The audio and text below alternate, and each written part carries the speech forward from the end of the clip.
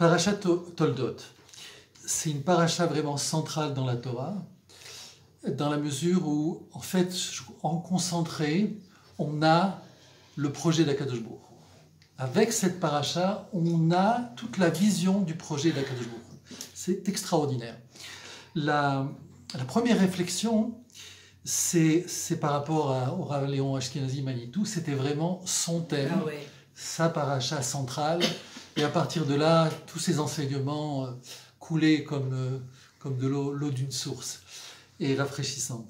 Donc là, on va voir, on va essayer de rentrer dans une toute petite problématique qui sont les engendrements, mais cette paracha, elle est très très riche.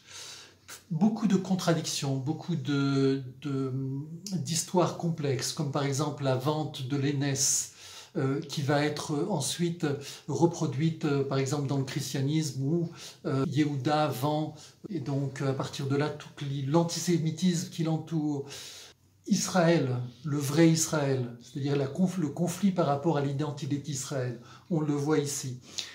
Il y a énormément de questions qui sont soulevées. On va juste voir la partie Toledot, les engendrements, et c'est extraordinaire. Je lis la paracha, le début de la paracha, et on va rester sur les premiers versets. Ve'ele Toldot Yitzhak ben Avraham, Avraham olid et Yitzhak.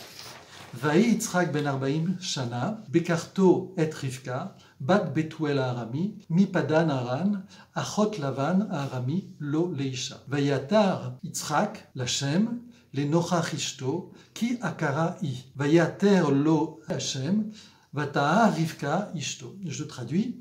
Et voici les engendrements de Yitzhak, fils d'Abraham.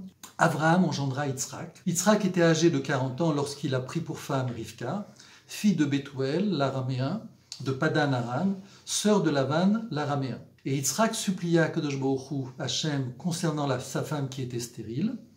Et Hachem exauça sa prière et sa femme enfanta.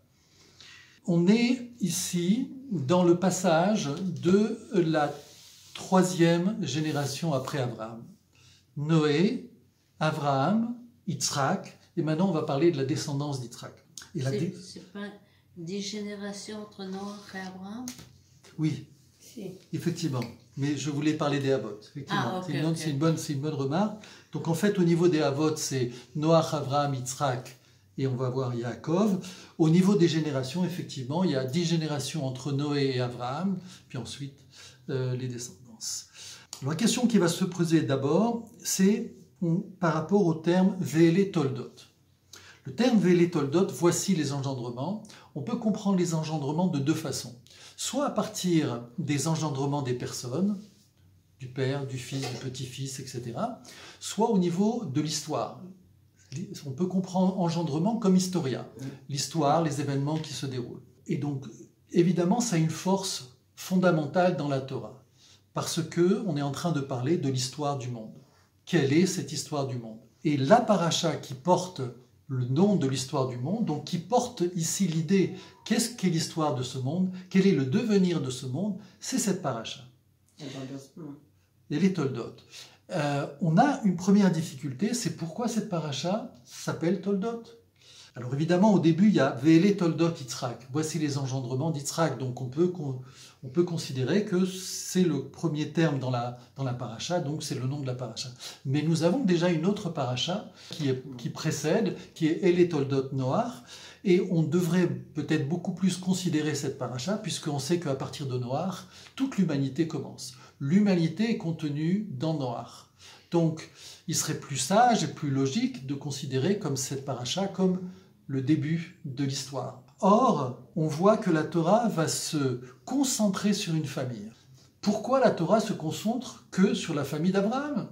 Il n'y a que Abraham qui existe, il n'y a que Yitzhak qui existe, il n'y a que Yaakov, et toutes ces nations dans le monde qui sont justement issues de Noach. Et donc, la réponse qui va apparaître tout de suite, c'est que, au travers des engendrements, Akadosh Baruch Hu recherche quelque chose.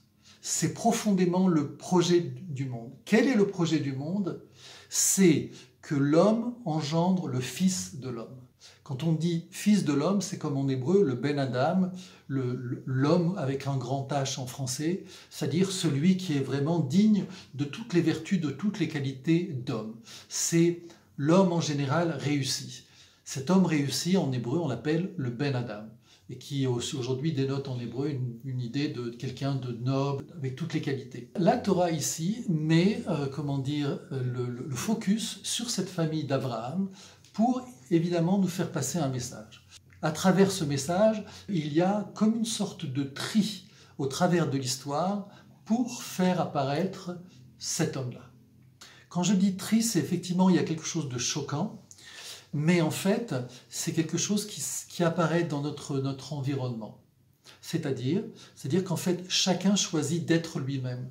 On peut passer à côté de soi-même, on peut être 50% de soi-même, c'est déjà pas mal, et on peut être 100% de soi-même. Toute la difficulté de la vie, c'est d'arriver au bout de soi-même.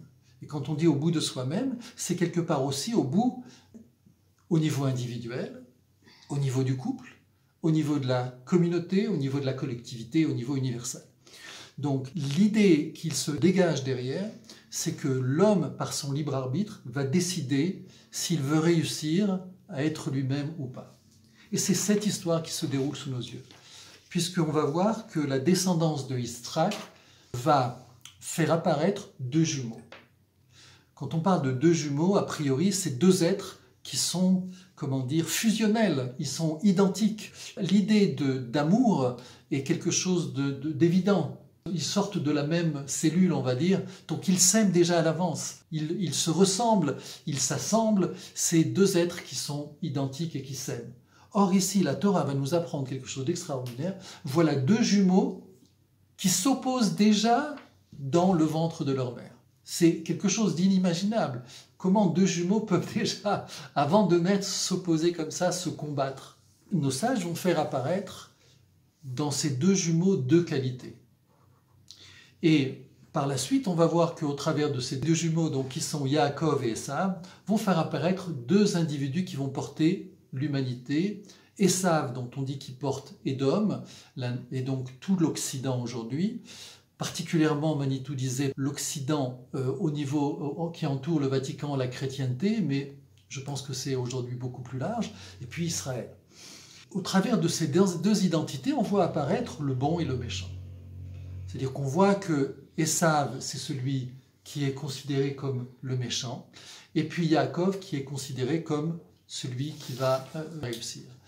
Nos sages vont nous expliquer que, fondamentalement, Esav aurait dû réussir, ça aurait dû être un sage, un juste, un sadique de sa vertu. Mais il s'est raté. C'est-à-dire que quand on va parler du méchant, en fait, fondamentalement, c'est tout simplement quelqu'un qui passe à côté de lui-même, pas plus. Et à partir de là, tous les choix, tout ce qu'il va faire, ça va être une catastrophe. Son mariage, ça va être une catastrophe. Sa vie, ça va être une catastrophe. Et pourtant, il y a des valeurs, il y a des qualités qui sont dedans, qui sont porteuses, qui sont vraiment de l'ordre du divin, mais elles ne vont pas aboutir. Je reviens donc sur l'histoire des Toldot. Le terme Toldot, il apparaît 12 fois dans la Torah. Avec Toldot Hashamaim, les engendrements du monde, et puis ce mot va apparaître 12 fois. Je ne sais pas si ça vous dit quelque chose, le terme 12, c'est les 12 tribus d'Israël. Mais les 12 tribus d'Israël ne forment pas l'unité, parce que l'unité c'est 13. Donc on sait qu'à la fin des temps, pour pouvoir arriver à l'unité universelle, il faudra qu'il y ait, on va dire, une 13e tribu qui va s'associer avec. Mais c'est pas déjà la tribu de Yosef? Oui, avec Ménaché et Ephraïm, ça fait déjà 13. Non, Yosef disparaît avec ses Ménaché et Lévi disparaît, donc on a toujours les 12 tribus. Donc quand on dit une 13e tribu, c'est une 13e tribu des nations. C'est-à-dire qu'ici, on va rentrer dans une dimension universelle. Mais au-delà du chiffre 12 et 13 qui est l'unité, Echad c'est 13, eh bien on va avoir une 13e apparition du mot Toldot. Mais cette fois-ci pas dans la Torah, dans les prophètes, dans le Sefer de Ruth. Lorsque Ruth va engendrer le Mashiach, le père de David, Ishaï. À ce moment-là, on a le 13e mot qui apparaît. Donc on comprend ici que tous ces engendrements à partir de Noach nous amènent à l'identité du Mashiach. Alors sans rentrer dans l'idée de est-ce que c'est une personne ou peut-être une collectivité, mais le Mashiach est appelé Mashiach ben David. Ou alors on a, selon certaines traditions, il y a le Mashiach qui est fils de Yosef et le Mashiach qui est fils de David. Ben Yosef, Ben David. Mais comme vous pouvez l'entendre, il dit ici l'idée qu'il y a derrière, c'est un fils. Donc le Mashiach, c'est justement, l'idée qu'il y a derrière, c'est le fils, le Ben Adam. C'est celui vraiment qui réussit le projet d'Akadosh Baruch Hu. Comme tu disais, effectivement, il est en devenir. On l'attend, mais plus qu'en devenir, quand on regarde la société, malgré tout, la société montre des progrès au niveau de la personne. Aujourd'hui, au niveau plus technologique, moins au niveau de la morale de la personne, des valeurs, de la spiritualité, mais c'est en devenir.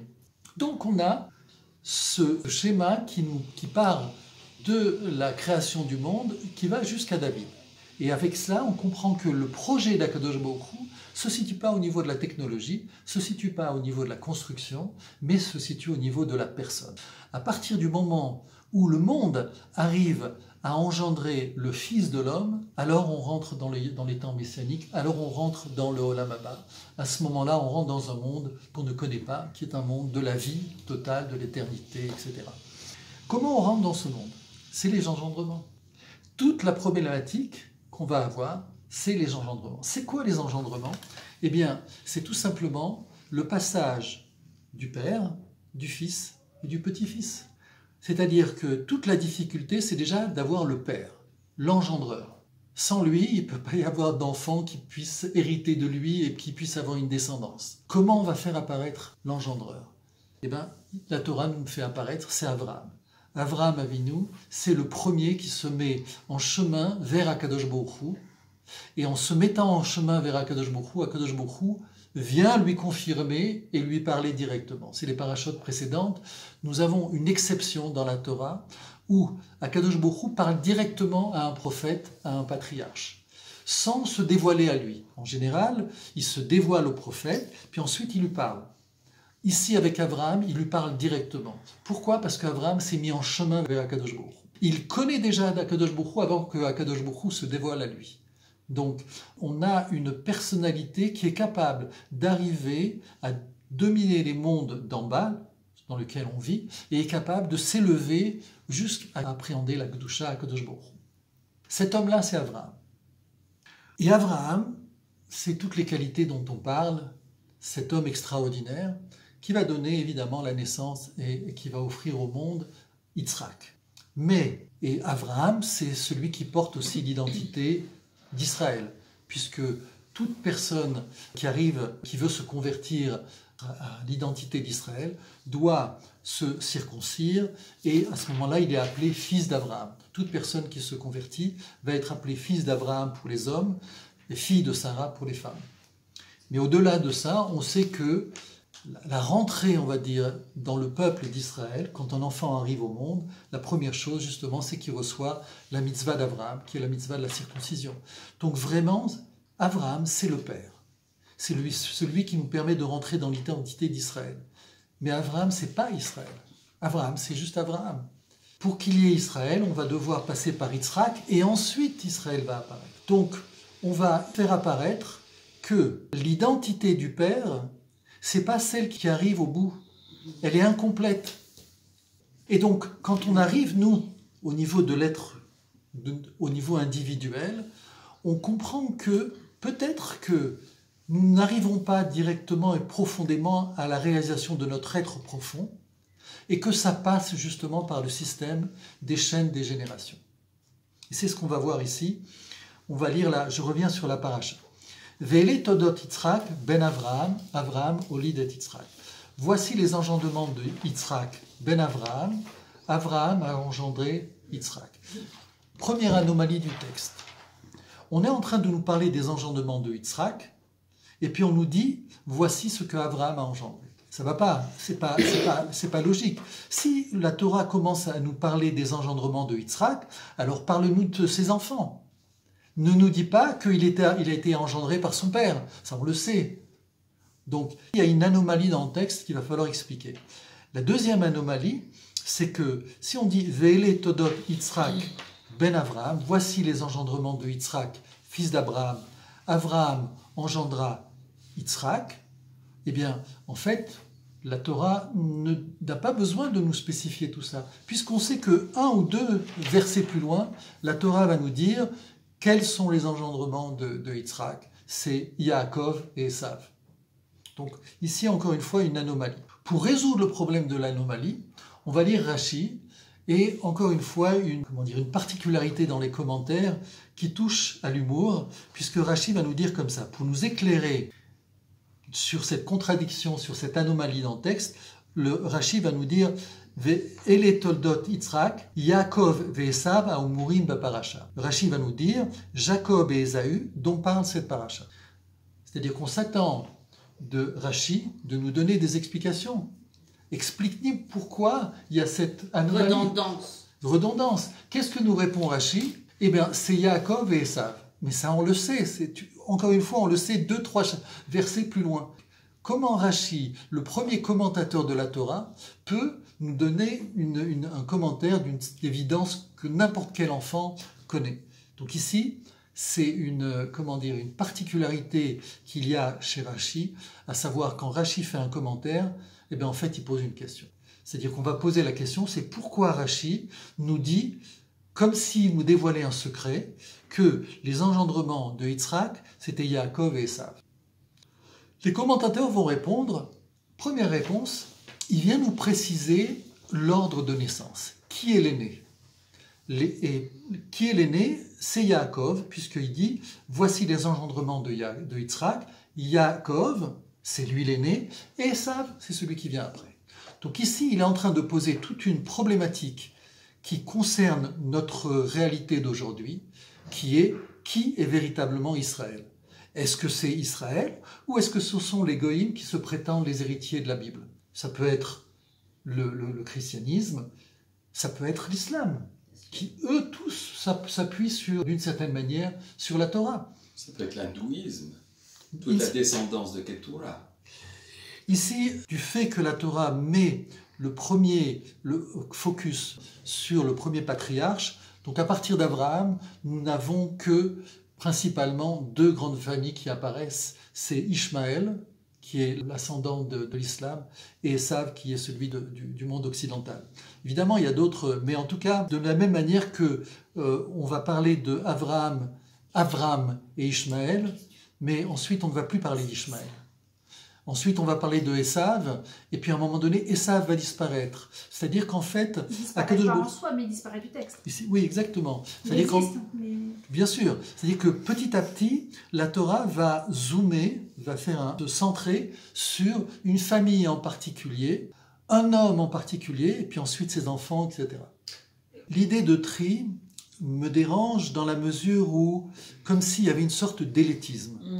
Mais je préfère, mais c'est le seul mot que j'ai trouvé, mais l'idée c'est que c'est comme si il y avait des canaux devant nous et chacun avait son canal particulier. Eh bien, toute la difficulté, c'est de se réaliser de telle manière, de correspondre à cette identité-là. Et à un moment donné, on se trouve en écart par rapport à ça.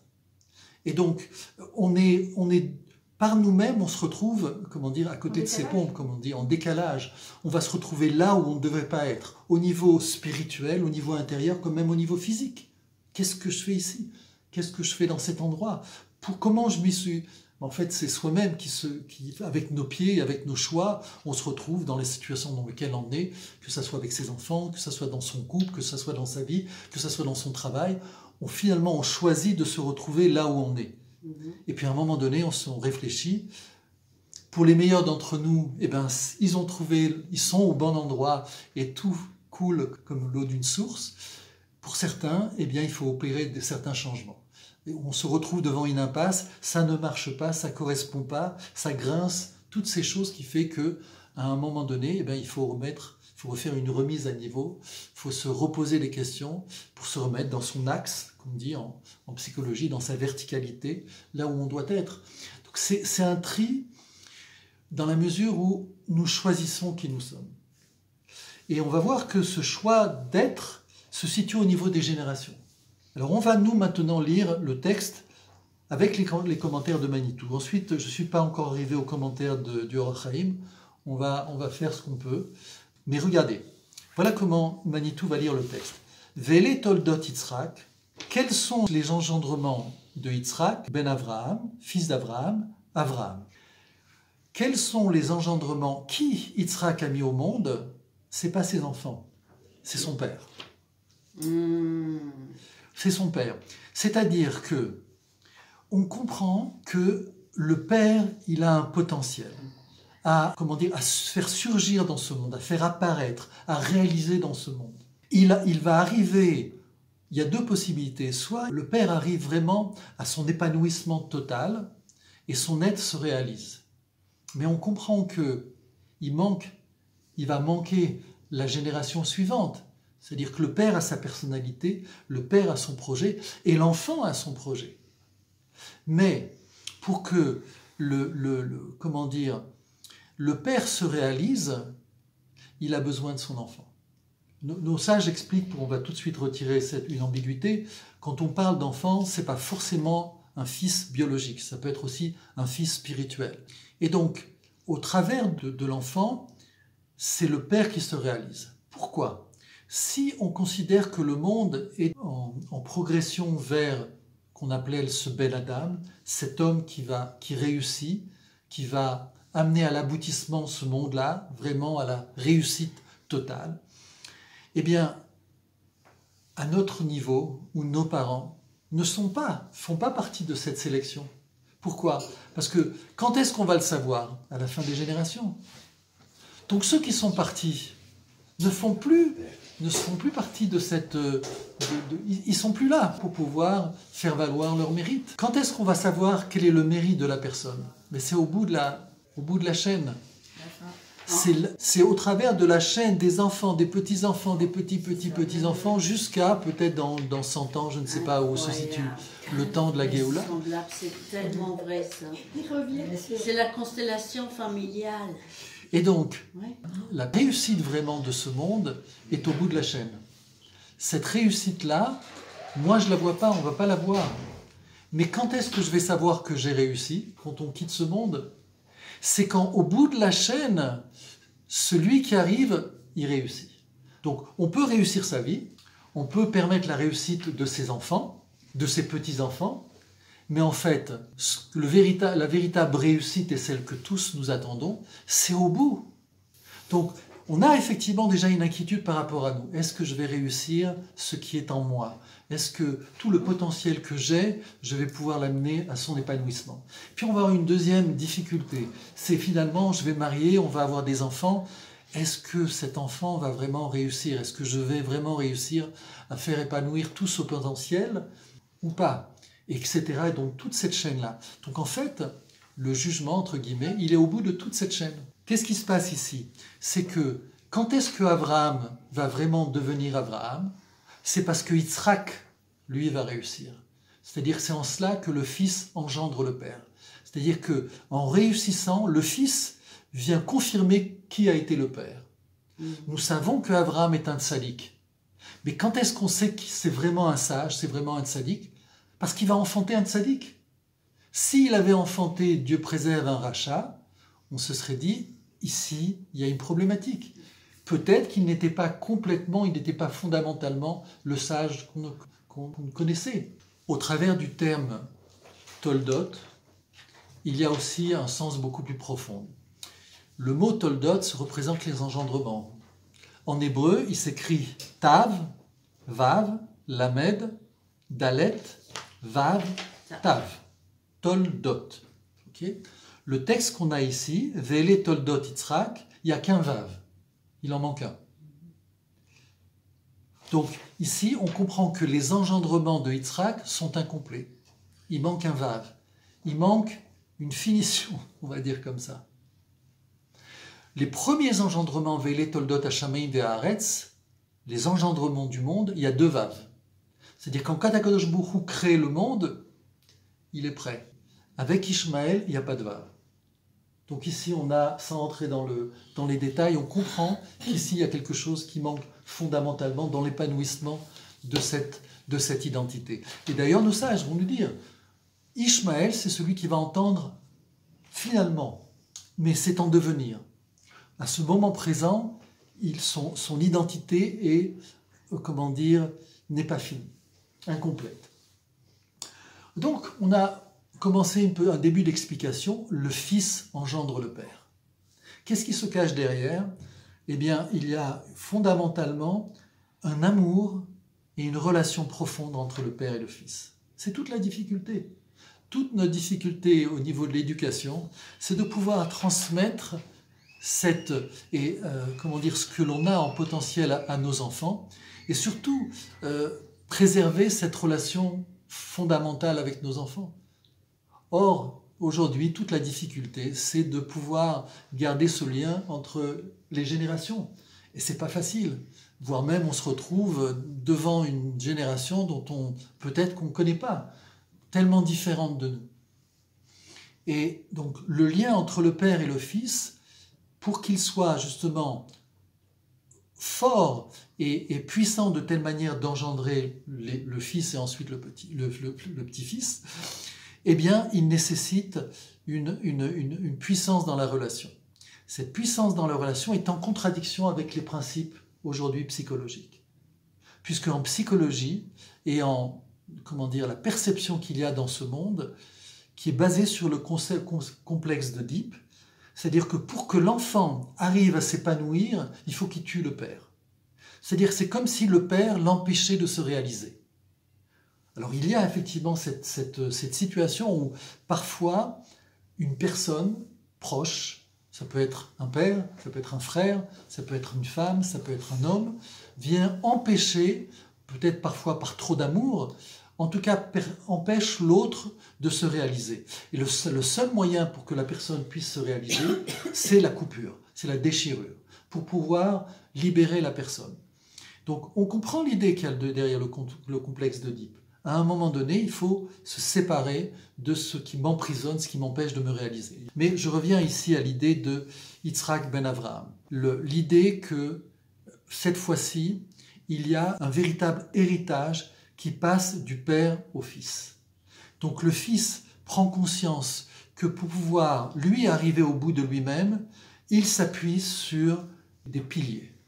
Sans cette prise de conscience que pour commencer ma vie, pour pouvoir réussir moi ce que je suis, je dois savoir déjà et je dois connaître mes racines. Où je m'appuie. À partir de là, je peux démarrer, je peux prendre mon envol. Mais sans cette perception, alors on va vers une impasse. C'est-à-dire que c'est toute la difficulté ici justement du passage d'une génération à une autre. Aujourd'hui, ce qui se passe, c'est le principe des révolutions. C'est-à-dire qu'on efface ce qui précède pour pouvoir accoucher de quelque chose qui va réussir. Mais on doit supprimer ce qui précède. Ce n'est pas le principe de la Torah. Le principe de la Torah, c'est justement se ressourcer, retrouver vraiment ses racines. Et donc, qu'un enfant puisse s'épanouir sans les racines de son père, c'est pas possible. Un enfant qui rejette son père ne peut pas arriver à une réussite. Et c'est ce qu'ici la Torah vient nous enseigner. Ve'ele toldot Yitzhak ben Avraham, Avraham olid et Yitzhak. Yitzhak s'est relié à son père et en se réalisant à partir des racines que lui ont donné son père, alors la réussite est possible. Alors vraiment Yitzhak va pouvoir mettre au monde Yaakov qui lui va devenir Israël. Je referme cette petite parenthèse et on va maintenant aller pas à pas dans les enseignements du Or Chaim. Et le Or Chaim va nous mettre en évidence cette relation qu'il y a entre ces générations. Une fois, il va nous dire que la réussite de Yitzhak, c'est grâce à Abraham. C'est-à-dire qu'il va nous expliquer qu'Abraham, il a eu un père qui était idolâtre. Il a vécu dans l'idolâtrie.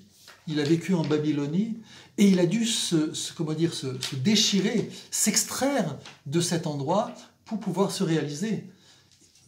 Avec tout le background, tout le passif qu'il a derrière lui, il a réussi. Mais Yitzhak, tout est prêt devant lui. Il arrive, il naît en Eretz Israël, son père est un tzaddik, sa mère est une tzaddiket, il arrive dans un monde, entre guillemets, parfait. Donc l'Or HaChaim va nous mettre en évidence que, d'un côté, Yitzhak a la chance d'avoir un père comme Abraham, et d'un côté, Abraham a la chance d'avoir un fils comme Yitzhak. Et ici, on va voir justement cette relation qu'il y a entre générations. Soit dit en passant, c'est vraiment la problématique de notre époque. Manitou disait, pour mettre en évidence ce qui se passe aujourd'hui, ce qu'on appelle la fin des temps, les temps messianiques. Pour comprendre les temps messianiques, eh bien, il faut se référer aux temps messianiques dans la semaine. Dans la semaine, c'est quoi les temps messianiques? C'est Motzei Shabbat. C'est-à-dire qu'il y a 6 jours de la semaine, le 7e jour c'est Shabbat, à l'issue de Shabbat, on doit rentrer dans le 8e jour qui est le Olam Haba. Donc il y a toujours ce même schéma, 6, le 7e et le passage au 8e. C'est d'ailleurs pour ça que dans le christianisme, dimanche, c'est dimanche. Pourquoi? Parce qu'on est rentré dans les temps messianiques, donc il y a dimanche. Nous considérons que nous ne sommes pas rentrés dans ces temps. Nous ne sommes pas dans le Olam Haba. Heureusement qu'on peut le constater, parce que si ce monde-là, c'était le Olam Haba, Dieu préserve. On est foutu. Exactement. Et donc, dans la semaine, le passage de ce monde-ci au Olam Haba, c'est Motzei Shabbat. Or, Motzei Shabbat, quelle est la prière principale que l'on fait? C'est la prière d'Eliyahu Hanavi. Et quel est les versets qu'on dit? Ve'eshiv lev avot al banim, ve'lev banim al avot av. Et je ramènerai le cœur des pères vers leurs enfants et le cœur des enfants à leurs pères, qui est la problématique des générations. C'est-à-dire se retrouver confondus dans le même bain et se reconnaître et retrouver cette relation comme on est en train ici de le décrire entre Avraham et Yitzhak. Orach Chaim va dire comme ça, Tzarich ladaat Aleph, bamakom sheiskir toldot Yitzhak, iskir ledat Yitzhak. Au moment où il doit nous enseigner, comme on l'a vu tout à l'heure, la descendance de Yitzhak, il nous dit comment Yitzhak est apparu dans ce monde.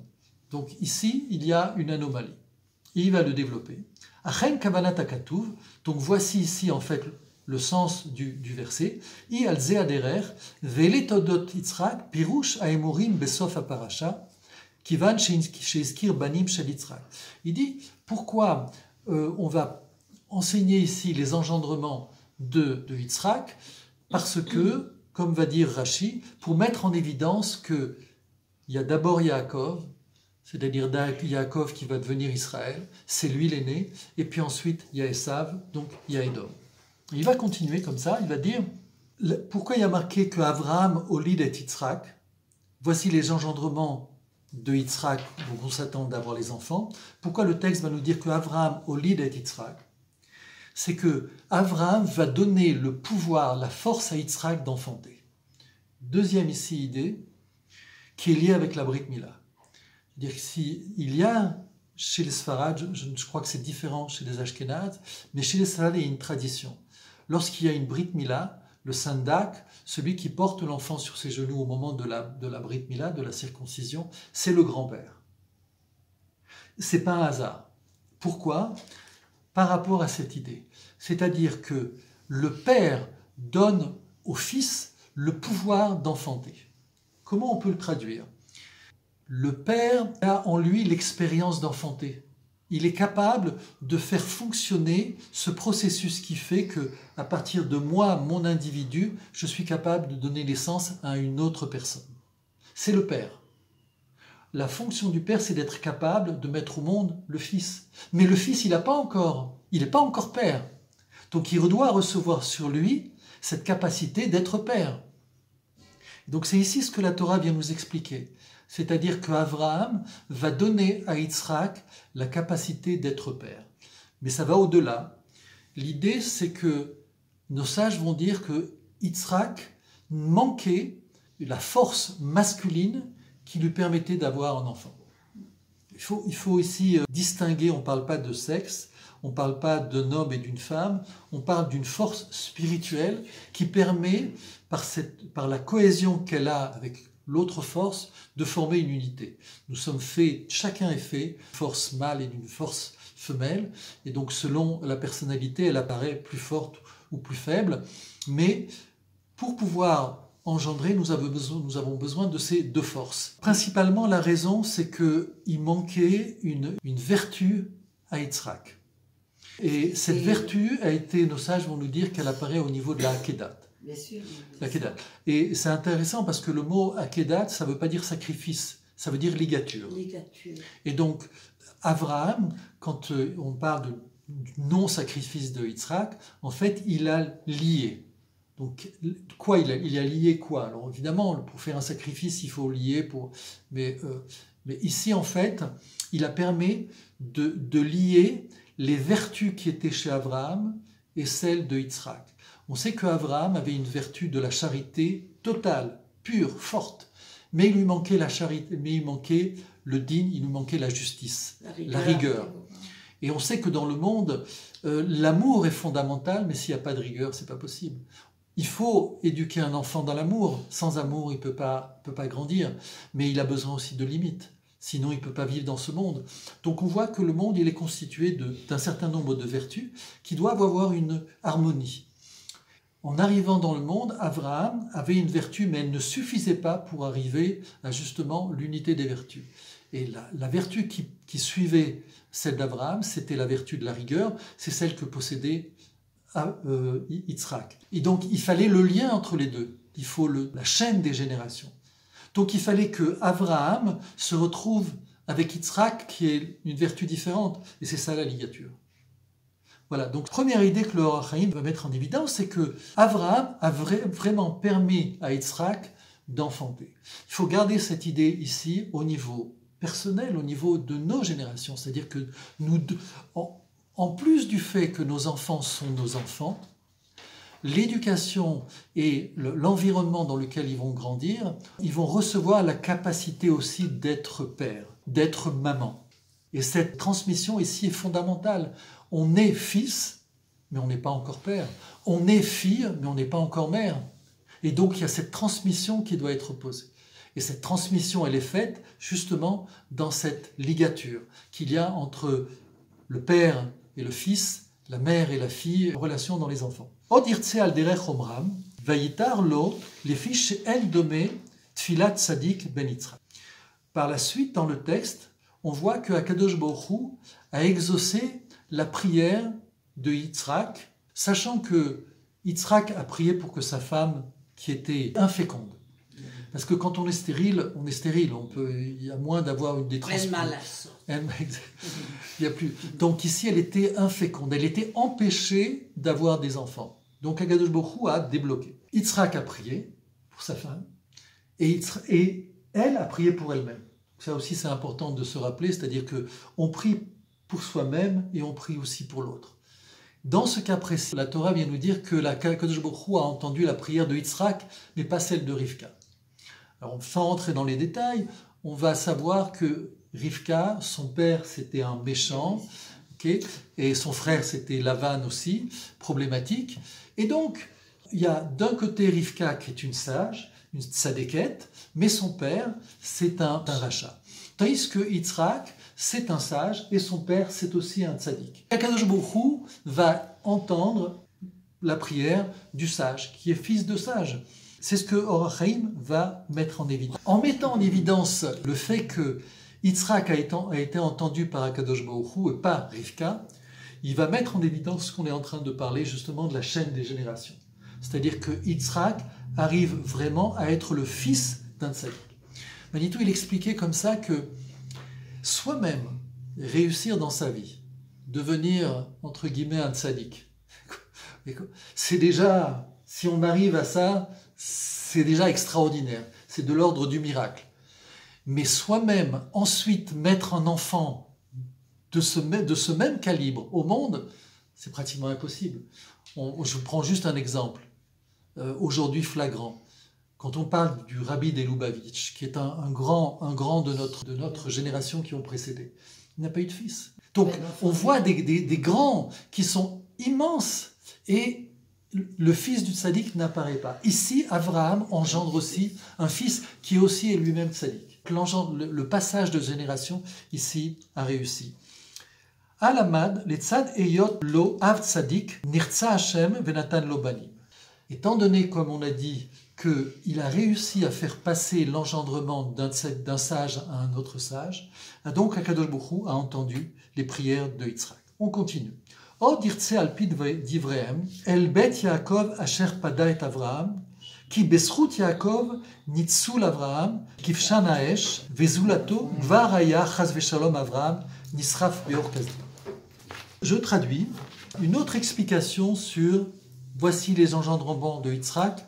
Abraham a engendré Yitzhak. Pour nous dire que c'est les engendrements de Abraham qui ont permis à Abraham d'être Abraham. C'est déjà les engendrements. Pourquoi? Et il va nous dire, Yaakov, c'est grâce à Yaakov que Abraham, plusieurs siècles qui précèdent, a été sauvé du four crématoire de Kasdim. Comment c'est possible? 200 ans plus tard, il y a un petit-fils qui va arriver et Abraham est sauvé. Quand est-ce qu'on sait qu'on a réussi? C'est au bout. Nous, on fait notre chemin. Mais quand est-ce que vraiment on va mériter de passer dans le monde à venir ou pas? C'est le petit-fils qui est au bout de la ligne. C'est pas nous.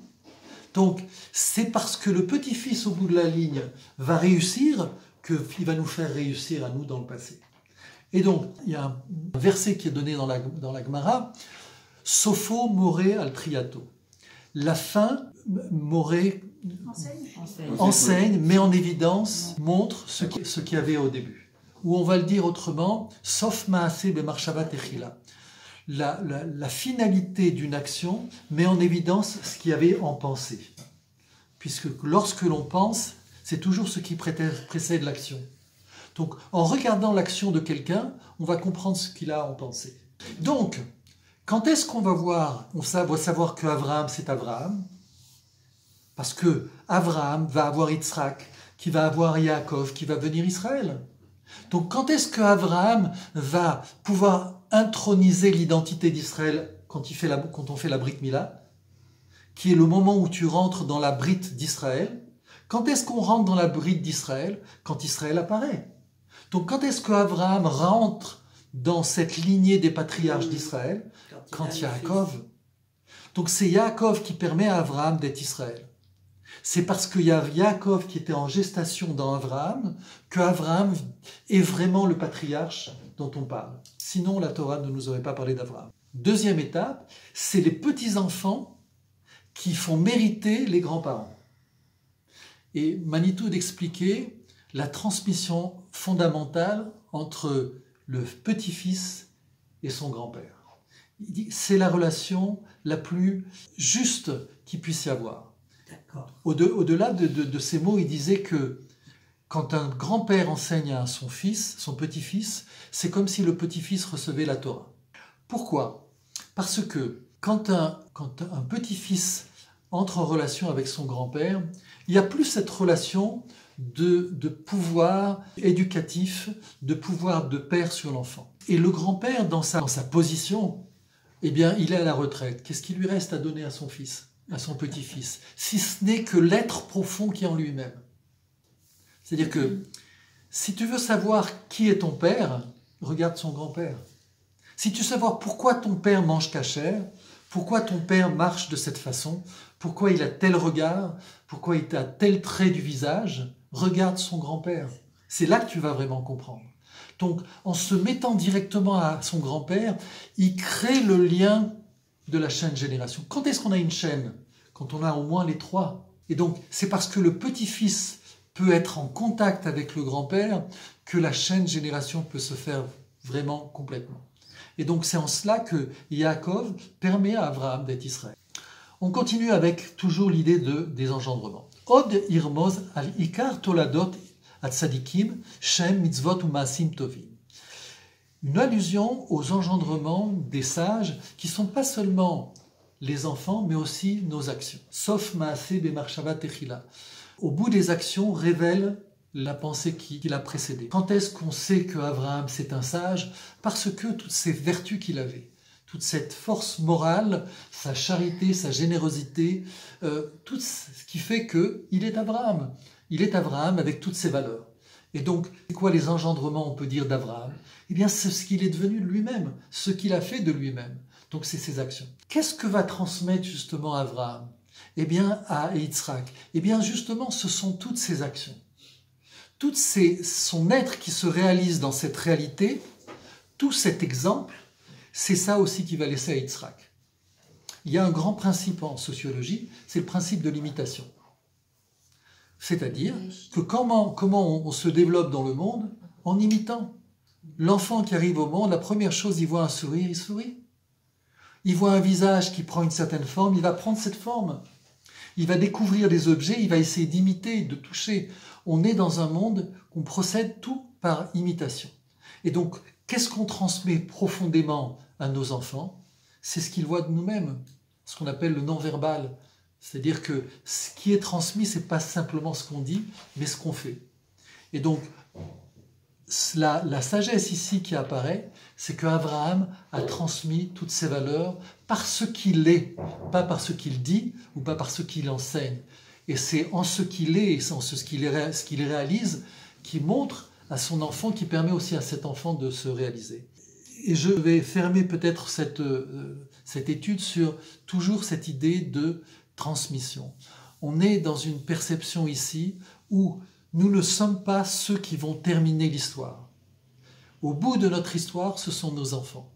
Donc toute la difficulté, c'est faire que nos enfants soient vraiment dans les rails dans lesquels ils sont arrivés dans ce monde. Une âme n'arrive pas dans une famille par hasard. Elle vient pour continuer un projet qui existe dans cette qualité, dans cette vertu de cette famille. C'est toute la difficulté, et notre difficulté, c'est que ça se passe par une transmission et pas par une révolution et pas par une déchirure comme avec le complexe d'Oedipe, mais vraiment dans une relation d'amour et de fraternité. Le père aime son fils, le fils aime son père, il n'y a aucun désir de le tuer, au contraire de lui permettre de vivre au travers des âges.